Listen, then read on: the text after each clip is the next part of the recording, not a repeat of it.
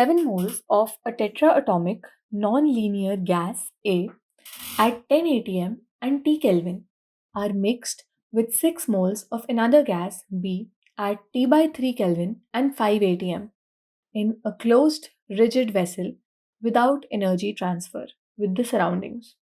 If final temperature of the mixture was 5 T by 6 Kelvin, then gas B is, assuming all modes of energy are active. So for gas number 1, which is a tetraatomic non-linear gas, and since we are assuming all modes of the energy to be active, CV would be written as the degrees of freedom translational into R by 2 plus the degrees of freedom rotational into R by 2 plus the vibrational degrees of freedom, that is 6R. Okay, so this is 3 and this is also 3. So these come out to be 3R by 2 plus 3R by 2 plus 6R, which comes out to be 9R. So this is CV for gas number 1. Now we are being told that both of these gases are mixed and there is no external energy exchange, which would mean that all the energy which is exchanged between both of these gases only. So let's assume the CV of gas B to be X. So we can say that the heat lost by gas A will be given by the number of moles of A into CV of A into delta T, which can be written as 7 into CV, which is 9R, into delta T.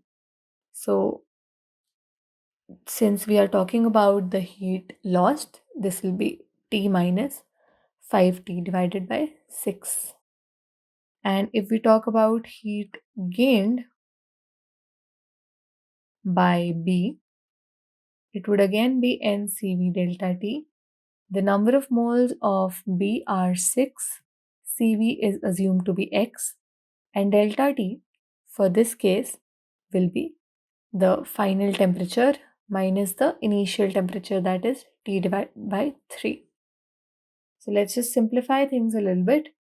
This will be 63R into 6 minus 5 is 1, so T by 6, right?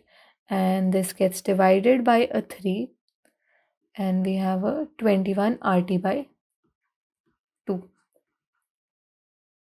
And for the second case, we have 5 minus 2, which will be 3T. So 6 into 3T divided by 6. And there's also an R here. No, it's a part of X, right? So we have 3Tx here. We know that both of these need to be equal. So 21 RT divided by 2 is equal to 3Tx. Okay. So this T gets cancelled out. This 3 cancels this 21 and brings a 7 here. And we can see that X is coming out to be equal to 7R divided by 2. Now this is CV, right? Now try to remember which kind of gas has this value of CV. Let's try to think. For the monoatomic gas, we had 3 degrees of freedom. So CV for it was 3R by 2, right? For a diatomic gas, we had the 3 degrees of rotational freedom plus 2 degrees of rotational freedom and 2 degrees of vibrational freedom. So this gave a total of 7R by 2. So our answer will become a diatomic gas. Remember, this has happened because the vibrational degrees of freedom are active because of this assumption. Okay.